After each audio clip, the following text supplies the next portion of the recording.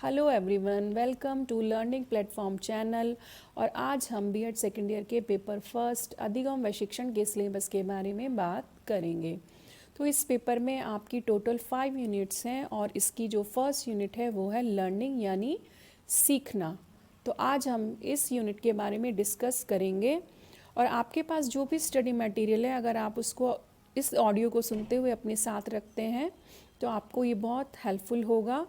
तो इसकी first unit है लर्निंग और आज इस यूनिट में हम डिस्कस करेंगे learning, it's meaning, factors influencing learning यानी अधिगम का अर्थ और अधिगम को प्रभावित करने वाले कारक।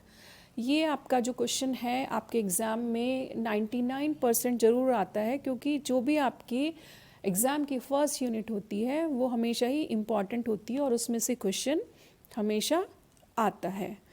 तो हम बात करेंगे सीखना। तो सीखना, जैसे कि आपने सुना कि बहुत ही सिंपल वर्ड है और आप सोचेंगे ये तो बहुत ही आसान है। तो हाँ, बिल्कुल आसान है, लेकिन जब हमारे एग्ज़ाम में हमको इसका लिखना होता है इसके बारे में तो हमें वहाँ पर थोड़ी सी डिफ़िकल्टी आती है, क्योंकि हमें किताबी भाषा में लिखना होता है तो एक प्रॉपर वे में। ठीक है, तो सीखना क्या होता है? तो सीखना हम सब के लिए बहुत इम्पॉर्टेंट है और सीखना ही वास्तव में मनुष्य और जानवरों में डिफरेंस करता है।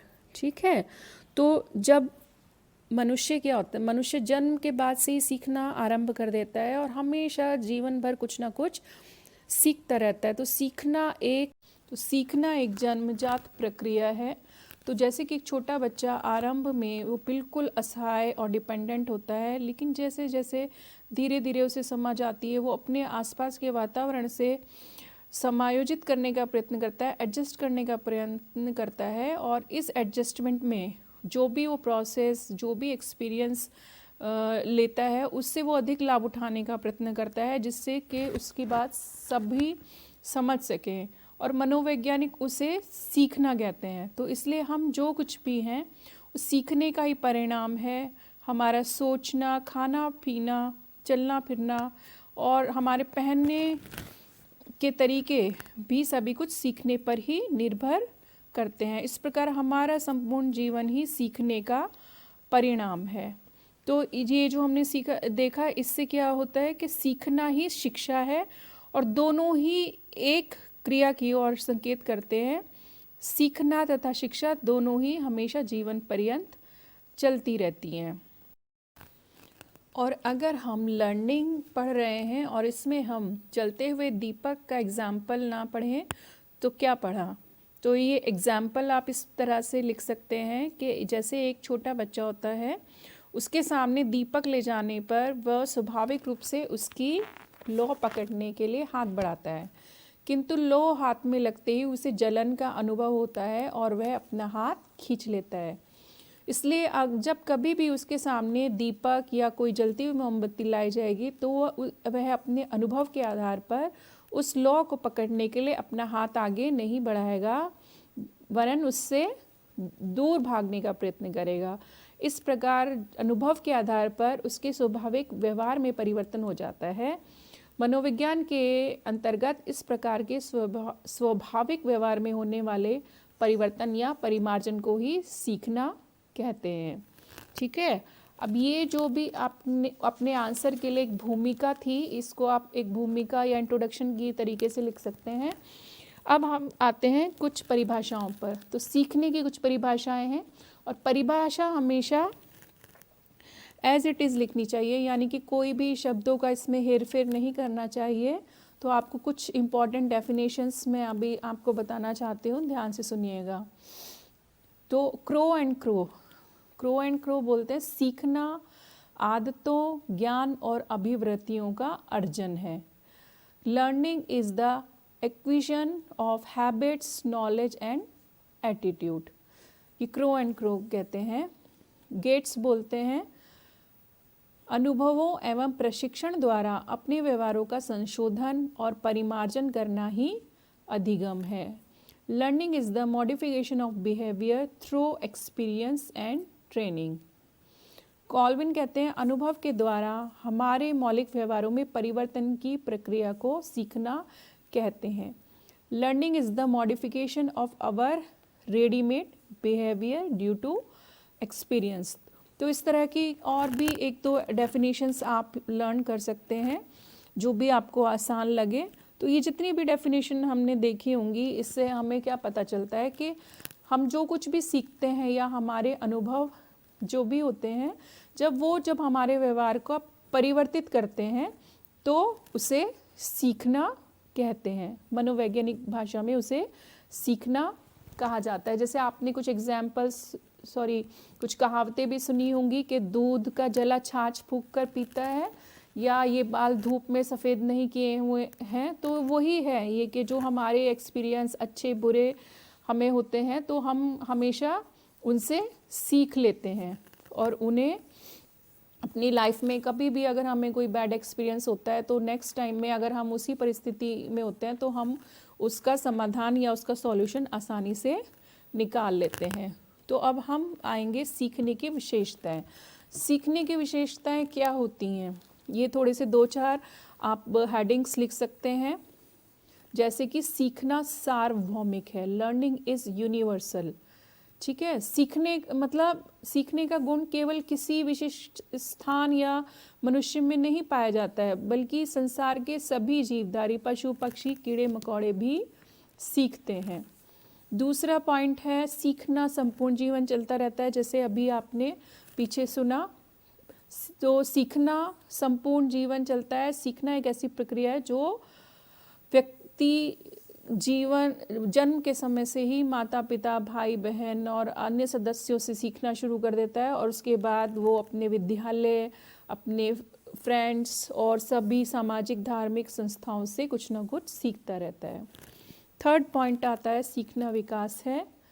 व्यक्ति को हमेशा कुछ ना कुछ नए अनुभव प्राप्त होते रहते हैं जिससे वो सीखता है, और जिसके फलस्वरूप उसका शारीरिक व मानसिक विकास होता है।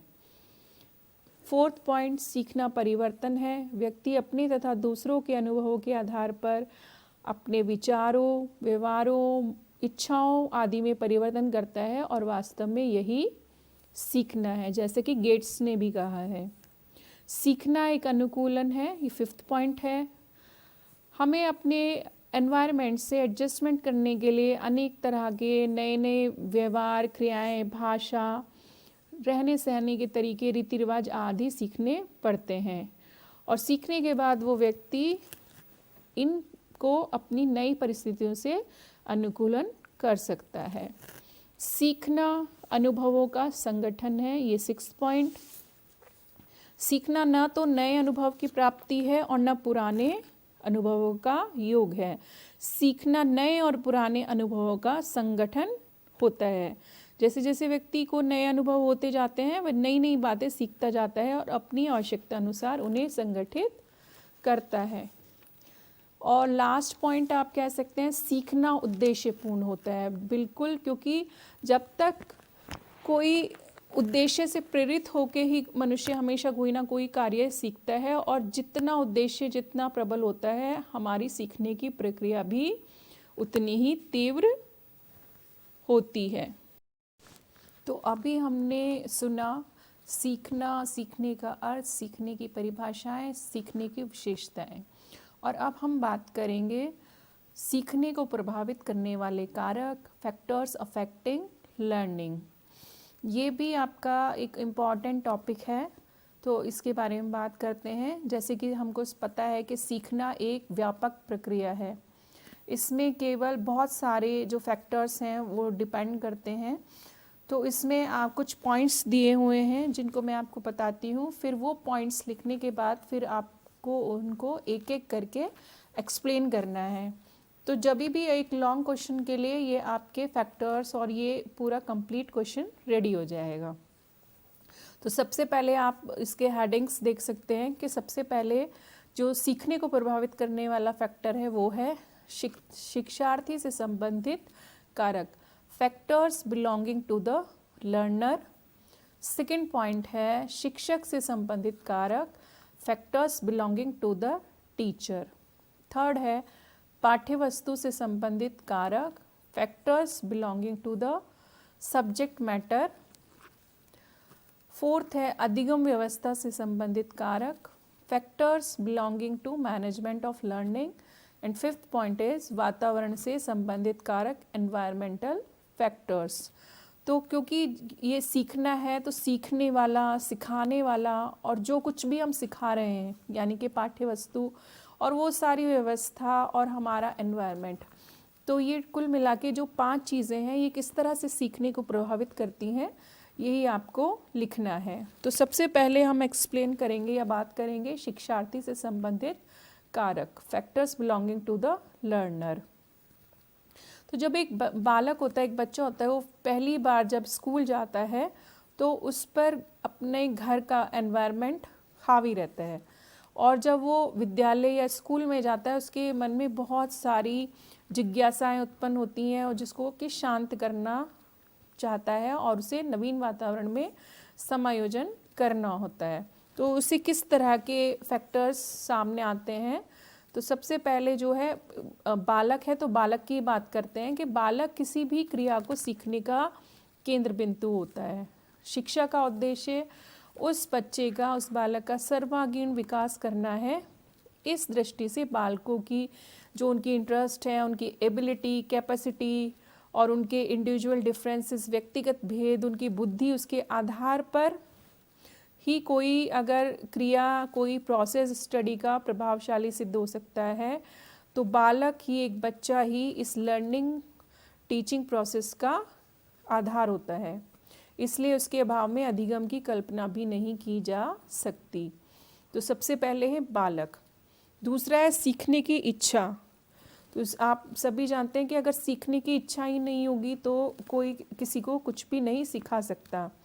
तो किसी भी बालक को नया ज्ञान देने के लिए ये बहुत ज़रूरी है कि उसके अंदर सीखने के प्रति जिज्ञासा उत्पन्न की जाए, क्योंकि ऐसा होने पर विद्यार्थी प्रतिकूल परिस्थितियों में भी किसी बात को सीखने में सफल हो सकता है।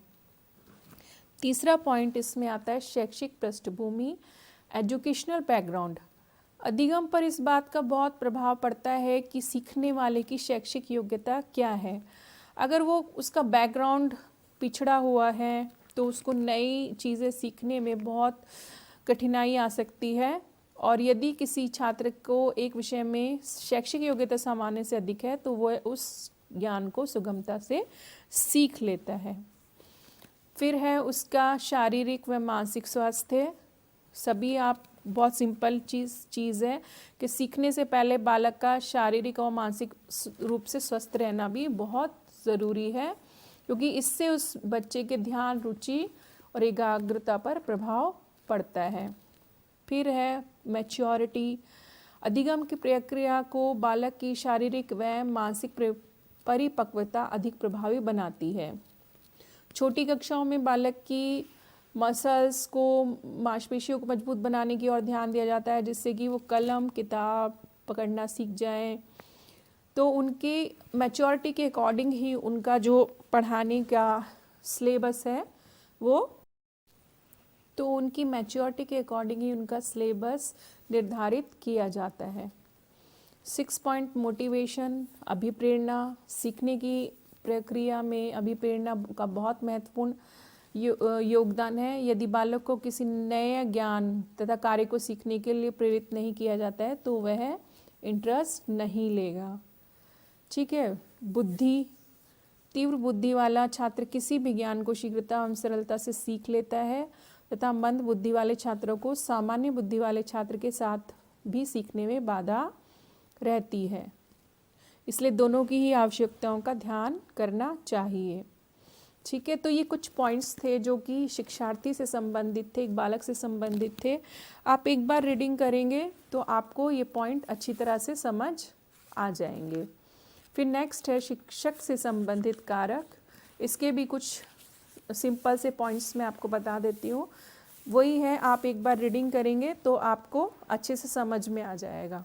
तो टीचर से रिलेटेड फैक्टर्स क्या हैं, तो सबसे पहले तो वही है कि उसको अपने विषय का ज्ञान होना चाहिए, नॉलेज ऑफ सब्जेक्ट। किसी भी टीचर को किसी विषय से संबंधित ज्ञान, अनुभव एवं योग्यता आदि छात्रों के अधिगम को प्रत्यक्ष रूप से प्रभावित करते हैं। अगर उसे अपने ही विषय की जानकारी नहीं है तो वह छात्रों को कुछ नहीं सिखा सकता। दूसरा, शिक्षक का व्यवहार, एक टीचर का बिहेवियर अपने बच्चों के लिए बहुत प्रभावित करता है। शिक्षक में एक आदर्श शिक्षक के सभी गुण होने चाहिए, ठीक है। उसके व्यवहार में सहानुभूति, सहयोग, समानता, मृदुभाषी हो, संयत हो, तो छात्र कक्षा के वातावरण में भी सहज रूप से सब कुछ सीख सकते हैं। थर्ड है मनोविज्ञान का ज्ञान। कहा गया है कि शिक्षा मनोविज्ञान का ज्ञान एक अध्यापक के लिए बहुत इम्पॉर्टेंट होता है। जब तक अध्यापक को मनोविज्ञान के सिद्धांतों का ज्ञान नहीं होता है तो वह इन सिद्धांतों का शिक्षा में प्रयोग करके उन्हें प्रभावी नहीं बना सकता। फिर है शिक्षण विधि, मेथड ऑफ टीचिंग। सभी को बहुत ही सिंपल सी बात है कि शिक्षण विधि का सीधा संबंध सीखने की प्रक्रिया से होता है। साथ ही प्रत्येक शिक्षक का पढ़ाने का तरीका भी भिन्न भिन्न होता है और सभी छात्र एक ही विधि से नहीं सीख पाते। तो टीचिंग मेथड जितना अधिक वैज्ञानिक और प्रभावशाली होगा उतना ही सीखने की प्रक्रिया सरल होगी। फिफ्थ पॉइंट, व्यक्तिगत भेदों का ज्ञान। प्रत्येक छात्र की बुद्धि, रुचि, योग्यता और सीखने की अभिवृत्ति क्षमता सब अलग होती है और इन्हीं विशेषताओं के कारण कुछ छात्र अध्यापक द्वारा दिए गए ज्ञान को आसानी से सीख लेते हैं और कुछ देर से सीखते हैं और कुछ बिल्कुल ही नहीं सीख पाते। और एक टीचर को कक्षा में इन 3 प्रकार के छात्रों का सामना करना ही होता है। तो उस टीचर को इस बात की व्यवस्था करनी होती है कि वह इन व्यक्तिगत भेद के वाले बच्चों को आसानी से सिखा समझा सके।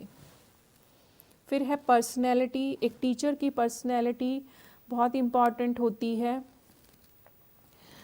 उसे अपनी शिक्षक का व्यक्तित्व आकर्षक एवं प्रभावशाली होना चाहिए। उसे अपने कार्य व्यवहार में संतुलन बनाए रखते हुए छात्रों पर एक अनूठी छाप छोड़नी चाहिए। फिर है टाइम टेबल। शिक्षा मनोविज्ञान के कारण ही विद्यालयों में टाइम टेबल बनाने का ध्यान रखा जाता है कि कौन सा पहले पढ़ाया जाए जिससे बच्चे आसानी से सीख सकें। और अगर लंच के बाद या बालकों की थकान, विश्राम, अवधान पर भी कोई ध्यान नहीं रखा जाता, लेकिन अब इन सभी पहलुओं पर विशेष ध्यान दिया जाता है। फिर है लास्ट पॉइंट, डिसिप्लिन, अनुशासन। शिक्षा मनोविज्ञान के सिद्धांतों के कारण आज ये धारणा निर्मूल हो गई है कि डंडा हाथ से छूटा और बालक बिगड़ा। अब यह अनुभव किया जाने लगा है कि डंडे या मारपीट से कक्षा में स्थायी अनुशासन की स्थापना नहीं की जा सकती।